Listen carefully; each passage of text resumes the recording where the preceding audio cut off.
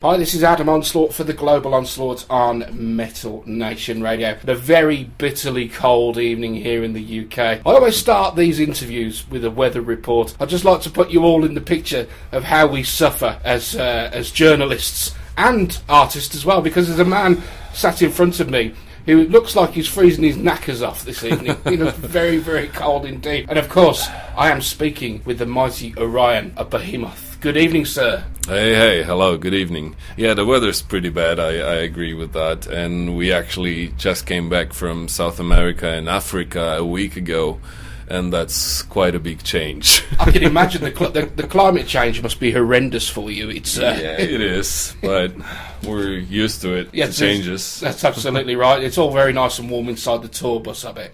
Oh, yeah.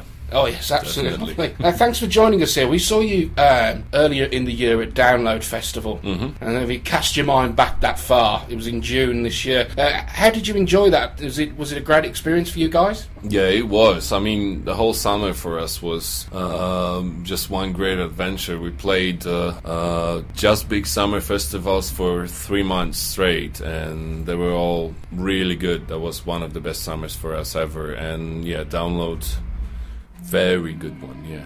It's one of those festivals that every band wants to play, I guess, and you guys certainly almost... But not everyone band gets a chance. No, exactly. Not everybody gets the chance to play, and you guys got the chance. Yeah, I remember seeing you all dressed up and ready to go onto stage through the garden. I think the last time anybody made that kind of visual impact was Ghost, that we saw, I think it was the year before. It was a Download Festival, and they walked through. Everybody drew silence because the sort of dramatic costume and everything like that. But you were in Dublin last night, and thankfully you got back over to the UK because the weather's been a bit shit, hasn't it? So you're playing in front of a Birmingham crowd tonight. It's the home of metal, basically. It's where Sabbath's from here, right? Absolutely, and Judas Priest as well. I never fail to mention that with bands when they come here. How does that feel for you? Sabbath's reunion 2 years ago was at the same venue, as far as I know. Yeah.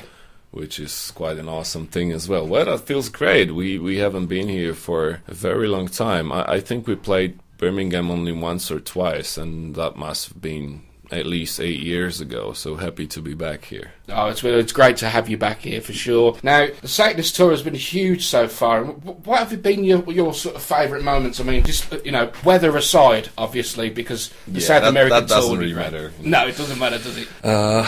Well, we started tours almost a year ago for this album, and yeah, we played pretty much everywhere excluding Asia and Australia, which is still on the way somewhere. And the best responses we've ever had, and I mean this album is just being getting great reviews, and it seems that the band is still growing, and having that with the 10th album behind the belt is quite an amazing experience. It's something that you don't really expect to. I mean, most of the bands, they do their best efforts for the first 2-3 albums, and then they're just going down, and for us it seems that it's working the opposite way, and it has never been better. And this tour is just it's going bigger and bigger. I mean, we probably gonna continue the cycle for at least a year, maybe a year and a half. Wow. The thing is, this album has a big potential, and we want to use it all. We're not one of these bands that would go to the studio every year and record an album just as quick as possible and release it just to keep the thing going. That's not the way we do it. So we're probably gonna stay in tour until the end of 2015, or maybe even play something in 2016 still for the Satanist. That's an amazing tour. I mean, like you said, you're not just going to go back into the studio. This is kind of like a sleeping giant, this album, for you guys, and it's sort of taking sort of momentum and building up and up. Now, speaking of tours, and I know you guys are no stranger to controversy, for sure. Recently in the news, and it was well documented about your problems in Russia.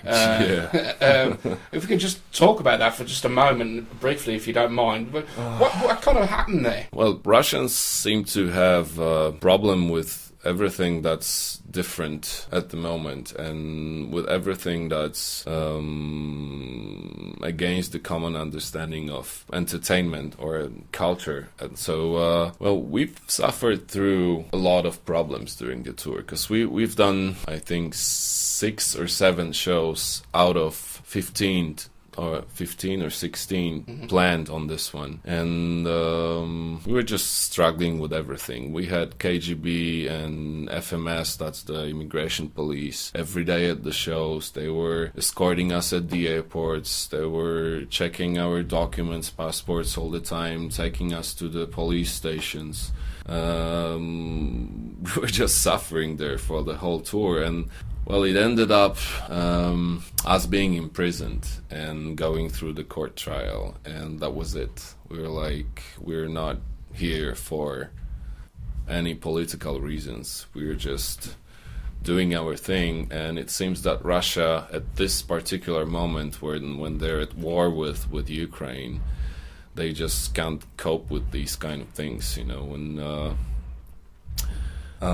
it seems that the Polish citizens are not really welcome in this country at the moment. They gave us hard time, and they made us leave the country and cancel the rest of the tour. It has never happened before for us. We had never cancelled a show for such reasons. It's just, you know, pitiful, and I'm really sorry about all the fans that bought tickets to the shows and everything. But there's nothing we can do about it, and even worse than that, we're not allowed to enter Russia for the next 5 years. That's a really sad thing, particularly for the Russian fans of metal, because there are, you know, there's millions of people over there that really dig metal, and there's, you know, tons of people that want to have a show. And that's it seems a an awful sad shame, thing. really. That's a sad thing, because this Russian market was actually growing, and every single tour we were doing there was just better than the previous one.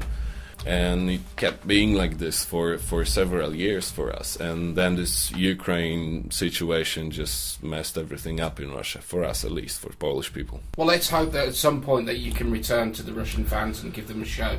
That will be... Well, yeah, definitely. I would like to, but that's not going to happen for the next 5 years.